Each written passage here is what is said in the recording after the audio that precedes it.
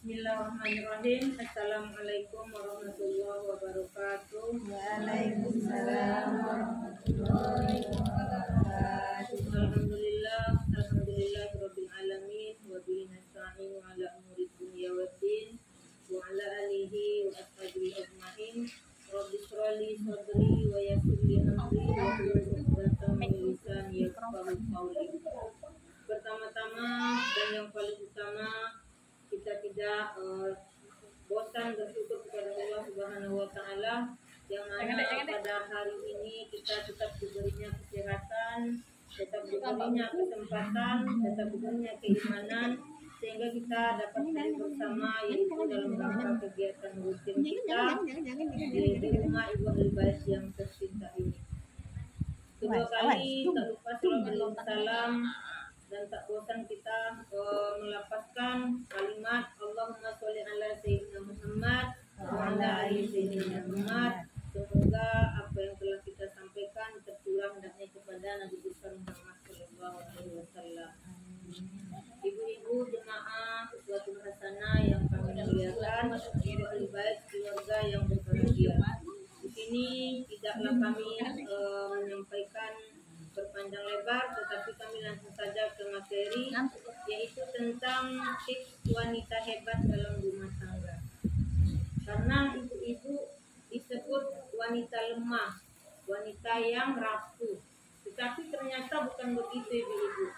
Karena ibu-ibu itu dibilang rapuh, dia asal ada masalah menangis. Ya enggak ibu-ibu? Ya. Ada masalah menangis, dapat kesedihan menangis, dapat yang gembira pun menangis, saking terharunya. Itulah disebut ibu-ibu lemah dan rapuh. Tetapi ibu-ibu itu lebih kuat karena dia walaupun saking marah atau emosi, tapi dia tetap bisa tertawa dan tersenyum. Ada masalah di keluarganya, dia tetap tersenyum walaupun itu halnya besar. Itulah hebatnya ibu dalam rumah tangga. Wanita dapat memerankan 3 peran sekaligus, yaitu menjadi istri, menjadi ibu, dan menjadi pekerja. Jadi bagi ibu-ibu mungkin yang hebat itu ada 3 peranannya. Bisa dia menjadi istri, bisa dia menjadi ibu, dan bisa juga dia menjadi pekerja. Jadi jangan salah ibu-ibu, kalau ibu-ibu itu dia tidak bisa bekerja, tidak bisa jadi seorang ibu, tidak bisa jadi seorang istri. Tetapi ibu-ibu di sini, insya Allah dia bisa membuat peran yang 3 tersebut, yaitu bisa menjadi istri bagi suaminya, bisa menjadi ibu bagi anak-anaknya, dan juga bisa menjadi pekerja. Ibu-ibu yang pekerja tersebut yaitu ibu-ibu yang hebat. Bukan pula ibu-ibu itu untuk mencari duit semata, tapi dia kan tetap menjadi istri yang baik, menjadi juga ibu yang baik bagi anak-anaknya. Bisa dia meluangkan waktu, meminimalisir waktu tersebut, membagi waktu untuk bekerjanya, untuk di rumahnya, dan juga untuk suami tercintanya. Ada beberapa hal untuk meminimalisir dalam melakukan 3 peran tersebut. Hanya 3 ibu-ibu. Yang pertama yaitu kita harus mendapat izin dari suami. Jadi kalau kita menjadi ibu pekerja, Bu, kuncinya kita harus izin dari suami kita supaya tidak ada permasalahan timbul di dalam keluarga kita. Suami adalah imam bagi istrinya dan partner dalam hidup berumah tangga. Jadi suami kita itu perlu kita hormati, perlu kita taati karena dia adalah imam kita. Dialah yang selalu menjadi imam bagi keluarga kita. Jadi kita harus selalu menghargai dan menghormatinya. Wajib bagi kita.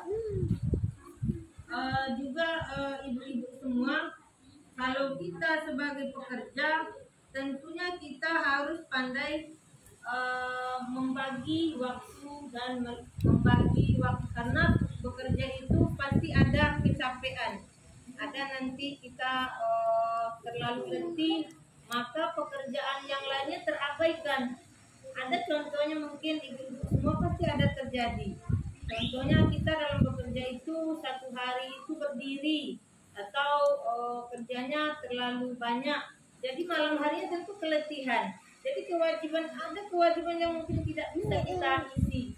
Tapi kalau kita sudah izin dengan suami tadi, maka mungkin ada solusi untuk melalaikan pekerjaan yang lainnya. Seperti menjadi ibu rumah tangga tadi, menjadi istri yang baik. Karena kita ini harus selalu mentaati. Kalaupun kita sebagai pekerja menghasilkan uang yang banyak, tapi kewajiban kita untuk suami tetap kita laksanakan.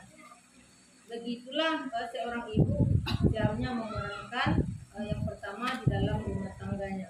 Yang kedua yaitu jangan mengeluh. Nanti udah bekerja di luar mengeluh pula sama suami. Yang menyuruh kerja kita ada orang kita nak kerja, jadi kita mengeluh. Jadi kalau wanita adalah makhluk yang kuat, hanya wanita lah yang bisa dapat bekerja 17 jam sehari semalam, yang berbagai pekerjaan dikerjakannya. Contohnya mungkin pagi 1 jam aja bisa 3 kerja siap, sambil masak, menyuci, sambil nyuci nanti ada lagi pekerja menyapu. Sudah 3 ibu-ibu. Jadi ibu-ibu ini banyak dia bisa mengerjakan pekerjaan dalam 1 hari 1 malam. Beda dengan para pria itu, para lelaki. Kalau suami kita pergi kerja, mungkin yang contohnya kerja ke kebun, paling dia bisanya hanya mencangkul saja, tidak bisa dia menyambil yang lain-lain, hanya itu saja yang dikerjakan. Tapi kalau kita ke ladang ibu, banyak yang kita sambil, mungkin kita bisa mencari sayur untuk malam, untuk sore, bisa kita menyambil yang lain-lain. Begitulah hebatnya ibu-ibu di dalam peran keluarga tersebut. Jadi walaupun kita capek ibu-ibu, yang saya bilang tadi, kita harus menanggung resiko karena kita harus berkewajiban mematuhi suami kita, dan juga kita harus wajib melaksanakan apa yang diinginkan suami kita, supaya kita menjadi ibu yang baik dan istri yang baik bagi suami kita tersebut. Yang ketiga yaitu meluangkan waktu bersama keluarga. Jadi walaupun sibuk ibu-ibu, jangan nasi anak nak sedikit minta peluk aja tak mau karena sibuknya. Itu namanya tidaklah istri yang baik, namanya ibu yang baik.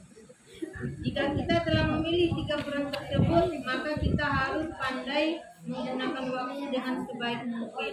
Jadi pandailah kita membagi-bagi waktu kita itu untuk keluarga, anak, dan suami. Yang keempat yaitu menghargai pasangan ataupun suami. Kita harus selalu menghargainya. Setinggi-tinggi apapun jabatan seorang istri, namun dia wajib memberikan kewajibannya kepada suaminya dan taat kepada suaminya tersebut. Mungkin banyak lagi hasil istri itu dapat daripada suaminya, tapi karena kita punya suami, kita tidak boleh meremehkan suami kita tersebut. Tetaplah kita menghargainya dan mentaati apa yang diperintahkannya.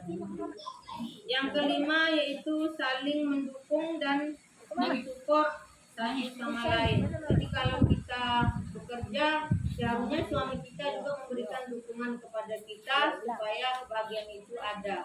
Dan juga kita, kalau suami kita sibuk, kita juga harus mendukung.